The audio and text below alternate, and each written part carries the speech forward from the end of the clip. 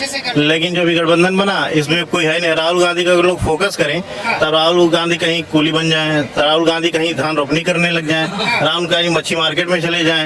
मतलब ये सबसे ना कुछ होता नहीं कि आप आम लोग बीच में जा रहे हैं और किसी घर खाना खा लें ना, ऐसा कुछ नहीं होता। आप अपना विजन बताएं कि हम ये चीज करें। वो कह रहे हैं कि भाई हम जो राहुल गांधी जी हैं वो फिलहाल देश की जनता से जुड़ रहे हैं। सर वहीं पे गठबंधन के नेता बता रहे हैं कि भाई मोदी जी देश नहीं चला सकते, देश चलाने के लिए एक पढ़ा लिखा ग्रेजुएट प्रधानमंत्री चाहिए। मोदी जी मेरा कोई भारतीय विदेशी धरती पर असुरक्षित होता है तो मिनटों मिनट उसे सुरक्षा का भाव हो जाता है। और आप चाहे कोई भी हो विदेशी धरती पर रहता है, गर्व से कहता है मेरे देश का, मैं भारत से हूँ और मेरे देश के प्रधानमंत्री का नाम नरेंद्र मोदी।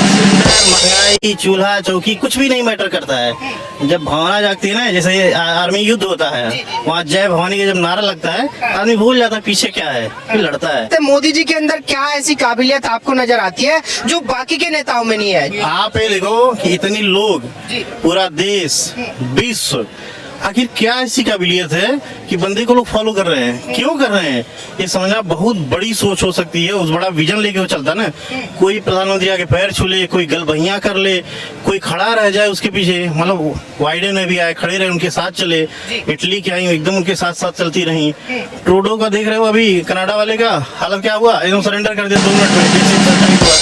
मोदी को बता रहे कि भाई एक गरीब चाय वाला देश नहीं चला सकता। और कौन चलाएगा? मैंने और कौन चलाने वाला है बताइए? सबको तो देखे हुए। कि राहुल जैसा पढ़ा लिखा प्रधानमंत्री कुछ नहीं, वैसा नहीं चाहिए हम लोग को।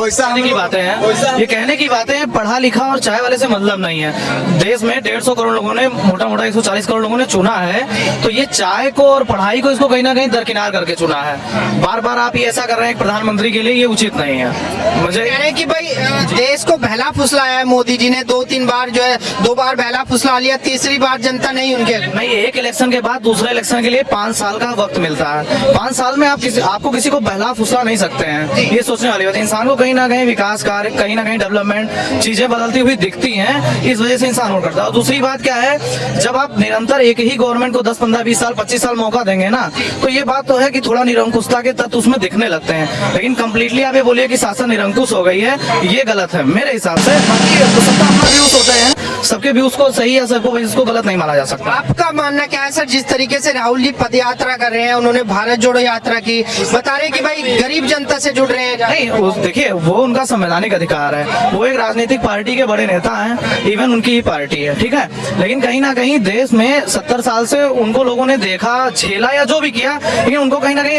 इस टाइम कहीं ना कहीं उनको रूल से हटाया, तो कुछ सोच के ही हटाया होगा, दूसरे को और मौका दिया तो। और फिर निरंतर लगातार दूसरी बार, तीसरी बार भी लोग बात कर रहे हैं, जैसा भी अंकल जी ने कहा। तो इस कहीं ना कहीं लोगों के बीच में भरोसा है, ठीक है। ये जैसा कि आप देख रहे हैं, तो कहीं ना कहीं ये फैन फॉलोइंग ऐसे 1 दिन में 2 दिन में नहीं आती है।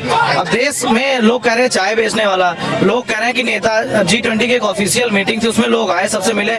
ऐसा किसी नेता ने तो नहीं कहा कि चाय बेचने वाला रूल नहीं कर सकता। यहाँ पे हम लोग उस G20 मीटिंग में ना हम थे ना आप थे। तो यहाँ पे जितने लोग ये मुद्दा उठा रहे हैं ये गलत है, तो बेबुनियाद मुद्दे हैं। बाकी यहाँ किसी पर्सनल मुद्दे पे किसी को बातचीत करनी है, डिबेट करना है, वो एक अलग चीज होता है। लेकिन अगर एक लाइन में कोई पूछे कि गवर्नमेंट किसकी आएगी, तो सीधी सी बात है, 2 बार से लोग देख रहे हैं। और कहीं ना कहीं काम, अभी आज आप उदयपुर में एक वीडियो देखेंगे, वंदे भारत एक्सप्रेस ट्रेन जो है, मोदी का विजन है कहीं ना कहीं ये, तो उस ट्रेन के ट्रैक पर आप देखो कुछ लोगों ने सरिया काट के उसको ब्लॉक कर दिया, पत्थर रखे हुए हैं, सरिया गाड़। आप बताइए ये कितना निंदनीय कार्य है। उसमें कम से कम कुछ नहीं तो 2000 लोग या 1500 लोग बैठे होंगे, बच्चे बैठे होंगे, महिलाएं बैठी होंगी। अगर उनकी आज जाने चली जाती तो हम लोग एक वर्ड में सीधे वक्तव्य में क्लियर कर देते कि भाजपा गवर्नमेंट निकम्मी है, भाजपा गवर्नमेंट ने कुछ नहीं किया, वंदे भारत का विजन फेल हो गया। लेकिन वो ईंट का पत्थर या वो जो सरिया रखा गया था, वो भाजपा रखने नहीं आए थे, वो कहीं ना कहीं हम राजनीतिक विरोध में या पार्टी के विरोध में हम लोगों ने रखा था। और हम ही आप में से किसी जनता ने रखा होगा, तो ये मैं इस आपके चैनल के माध्यम से कहना चाहूंगा, ये गलत बात है। लोग बात, हाँ, सारी जिम्मेदारियां सरकार की नहीं होती हैं कि हर एक चीज सरकार ही करेगी। सरकार ने रूल बना दिया, स्वच्छ भारत अभियान 2 अक्टूबर को मनाया जा रहा है। अब आप बताइए, अभी देख लीजिए, यहीं पे कहीं आप देख लीजिए, चीज इतनी गंदगी है, ठीक है, में कचरा बिल्कुल। अब ये चीजें हमें आपको खुद सुधार करनी पड़ेंगी सारी चीजें को। हाँ, पेट में बच्चा आता है, वो भी 9 महीने बाद पैदा होता है, तो जनता ने किसी दूसरे को अगर परिवर्तित करके सत्ता दी है तो थोड़ा सा भरोसा करना पड़ेगा। और बात रही चीजें गलत, अब देखिए क्या है इसमें और भी चीजें, वेस्टर्न कल्चर हमारे यहाँ पे बहुत ज्यादा डोमिनेंट कर रहा था, ठीक है, लाइक अमेरिका यूक्रेन। तो आइडियोलॉजिकल क्लासेस भी होते हैं, इनकी आइडियोलॉजी कहीं ना कहीं देशवादी आइडियोलॉजी है, ये लोग मोदी जी की। अब जैसे कि अभी मंदिर मस्जिद का विवाद आया, कुछ है क्या चाहिए, तो सुप्रीम कोर्ट का जो फैसला आया अच्छे से लोगों को स्वीकार कर लेना चाहिए। अब उसके विरोध को आप अंदर रखे रहे, उसके लिए ट्रेन को आप उड़ा दें, उसके लिए आप पटरी पे सरिया रख दें, ये सब चीजें गलत बात है। तो इसके लिए मैं तो सीधा अपोज करूंगा। क्या नाम है सर आपका? गौतम सिंह। अच्छा गौतम जी, ये बताइए जो चुनाव आ रहा है 2024 का, क्या माहौल है इस बार सर? क्या बदलना चाहिए देश का प्रधानमंत्री, या मोदी जी ठीक चला रहे हैं? क्या लगता है? मतलब 50-50 आप कह सकते हैं जिस हिसाब की सिचुएशन है, लेकिन हाँ, विकल्प कोई नहीं होने की वजह से मोदी जी फाइट कर लेंगे और अच्छे से कर लेंगे। अच्छे से कर लेकिन जो भी गठबंधन बना इसमें कोई है नहीं। राहुल गांधी का अगर लोग फोकस करें तो राहुल गांधी कहीं कूली बन जाएं, तो राहुल गांधी कहीं धान रोपनी करने लग जाएं, राहुल गांधी मच्छी मार्केट में चले जाएं। मतलब ये सबसे ना कुछ होता नहीं कि आप आम लोग बीच में जा रहे हैं और किसी घर खाना खा ले ना, ऐसा कुछ नहीं होता। आप अपना विजन बताएं कि हम ये चीज करेंगे। वो कह रहे हैं कि भाई हम जो राहुल गांधी जी हैं वो फिलहाल देश की जनता से जुड़ रहे हैं, गरीबों से जुड़ रहे हैं, उनका दर्द समझ रहे हैं, उनके बीच में जा रहे हैं, उनके बीच में खाना खा रहे हैं, बैठ रहे हैं, तो जनता से जुड़ रहे हैं। समझो कि पिछले 50, 60, 70 सालों से कांग्रेस ने सब कुछ किया है, सब कुछ उसने किया है, नो डाउट। बट अगर आप जनता से जुड़े थे तो आपने विकास किया। आपको आज जरूरत क्यों पड़ी जनता से जुड़ने की? आपने ऐसा कर्म क्यों कर दिया कि जनता आपसे हट गई? ठीक है ना? कह रहे हैं कि मोदी जी ने पहला फुसला लिया जनता। मोदी जी कौन जनता से जुड़ने गए थे? उन्होंने तो सिर्फ विजन दिया ना, लोग जुड़ते चले आए। मोदी कहाँ घर घर सबके जाते हैं, कहाँ कुछ उठाने जाते हैं, मौके मौके पे चले गए। कभी कभी उन्होंने विजन दिया तो लोग उनसे जुड़ गए। घर जाके नहीं जोड़ सकते आप सबको, इतनी बड़ी देश, इतना बड़ा लोग है यहाँ पे, कैसे जोड़ सकते हो आप ना? विजन आप दे दो, लोग खुद ब खुद जुड़ेंगे। लेकिन सर वहीं पे गठबंधन के नेता बता रहे हैं कि भाई मोदी जी देश नहीं चला सकते, देश चलाने के लिए एक पढ़ा लिखा ग्रेजुएट प्रधानमंत्री चाहिए, मोदी जी अनपढ़ है। ऐसा है कि देखो, पहली बात है देश सेक्युलर, मतलब देश तमाम जातियों तमाम संप्रदायों में बटा हुआ है, ठीक है ना? उस चीज को फोकस करते हैं। पश्चिम बंगाल में देख लो हिंदुओं की क्या हालत होती है, तो वहाँ हिंदू कटेगा ना उनसे, कैसे जोड़ पाओगे आप? स्टालिन कह देंगे सनातन को खत्म कर दो, के राजा कह देंगे सनातन फला बीमारी है, ठीक है ना? तो इस तरीके से कोई भी हो, आप जिस भी धर्म को मानते हो, उसके लिए अभी किसी और धर्म को बोलिए तो वहाँ कत्ल भी होते हैं। हिंदू तो सुन के संतोष कर रहा है।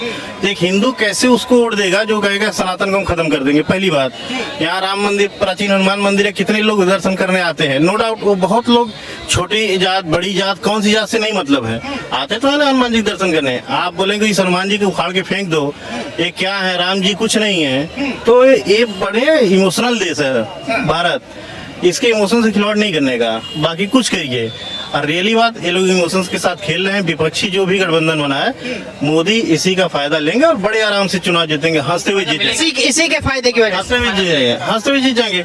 गैस सिलेंडर, महंगाई, चूल्हा चौकी कुछ भी नहीं मैटर करता है। जब भावना जागती है ना, जैसे आर्मी युद्ध होता है, वहाँ जय भवानी का जब नारा लगता है, आदमी भूल जाता है पीछे क्या है, फिर लड़ता है। जिस दिन राष्ट्र का वो होगा कि हम राष्ट्र को बचाने के लिए। क्या लगता है आपको, मैं ये जानना चाहता हूँ, क्या लगता है मोदी जी के अंदर क्या ऐसी काबिलियत आपको नजर आती है जो बाकी के नेताओं में नहीं है, जो उनसे छोटे हैं, उनको युवा नेता माना जाता है, उनके अंदर क्या नहीं है? आप ये देखो कि इतनी लोग, पूरा देश, विश्व, आखिर क्या ऐसी काबिलियत है कि बंदे को लोग फॉलो कर रहे हैं? क्यों कर रहे हैं? ये समझना बहुत बड़ी सोच हो सकती है। उस बड़ा विजन लेके वो चलता है ना। कोई प्रधानमंत्री आके पैर छू ले, कोई गलबहियां कर ले, कोई खड़ा रह जाए उसके पीछे। मतलब वाइडेन अभी आए, खड़े रहे, उनके साथ चले। इटली की आई एकदम उनके साथ साथ चलती रही। ट्रूडो का देख रहे हो, अभी कनाडा वाले का हालत क्या हुआ, एकदम सरेंडर कर दिया 2 मिनट में, जैसे जैसे टाइट हुआ। मतलब क्या है, आप एक वीडियो देखना, एक पाकिस्तानी मतलब यूट्यूबर हैं जो भी हैं, वो बोलते हैं कि भाई हमारा दुश्मन है ईरान। कौन है वो? सऊदी से निकला, सऊदी भी उसका दुश्मन। सऊदी विदा कर रहा है, वो ईरान वहाँ स्वागत कर रहा है कि मोदी आ रहे हैं। दोनों दुश्मन आपस में, लेकिन दोनों मोदी का स्वागत कर रहे हैं, तो कुछ तो क्वालिटी होगी ना। तो भारत में ऐसे ही लोग पैदा होते आए हैं और होते रहेंगे। तो कहीं न कहीं कुछ चक्र अच्छा रहा होगा तो ये आगे रहेगा। हो सकता है वो सन्यासी रूप में कभी चला जाए, क्योंकि जो सन्यास से जुड़ा हुआ है ना वो राज करेगा और जरूर करेगा। अच्छा ये बताइए, जब से मोदी जी आए हैं देश के अंदर आपको कोई ऐसा बदलाव नजर आया है जो जनता को आप बता सकते जैसे छोटी छोटी चीजें हैं, जैसे पहली बात रोड बहुत जगह डेवलप हुए हैं, नो डाउट मेरे जानने में भी रोड डेवलप हुए हैं। हम लोग यूपी से हैं, बलिया शहर मैंने देखा है, वहाँ चंद्रशेखर प्रधानमंत्री भी रहे, बहुत कम डेवलपमेंट करा है। वहाँ दुआब का क्षेत्र लगता है, पूरा दियरा लगता है, वहाँ हॉस्पिटल नहीं था, अब धीरे धीरे वहाँ हॉस्पिटल है। गंगा नदी को फ्लाईओवर से उन्होंने जोड़ दिया, तो गांव के लोग बलिया शहर पहुंच सकते हैं आसानी से। ये छोटी छोटी बातें हैं, तो इंफ्रास्ट्रक्चर को डेवलप किया ना, अब गांव गिराव में कोई डेवलपमेंट नजर आ रहा है देश के अंदर, डेवलपमेंट है। अगर आप गुड़गांव का भी नजर करो, द्वारका एक्सप्रेसवे जिस हिसाब से बन रहा है, वहाँ देखो बहुत अच्छी डेवलपमेंट हो रही है, कितना पैसा लग रहा है लोगों का वहाँ पे। तो आखिर वो इंफ्रास्ट्रक्चर डेवलप होगा ना, गुड़गांव डेवलप होगा, रोजगार डेवलप होगा। राम मंदिर का मुद्दा, लोग कहते हैं राम मंदिर के पीछे बहुत बड़ी इकोनॉमी घूमने वाली है, बहुत बड़ी। आज से ही बात कर रहे हैं मैं आपसे बताता हूँ, आज से लोग कहते हैं कि मंदिर से क्यों होता है, क्या धंधा, लोग घंटा बजाएंगे? कोई नहीं ब्रदर, जो वहाँ सफाई करता है, जो वहाँ फूल माला बेचता है, मैं छोटे छोटे मंदिर की बात है, इस भगवान है तभी लोग आते हैं यहाँ। चाट फूल की जितने भी लोग घूमने के लिए आते हैं, हनुमान मंदिर एग्जाम्पल ले लो, तो खाते हैं ना, सबकी रोजी रोटी चल रही है, ईश्वर ने सबको बांध रखा है।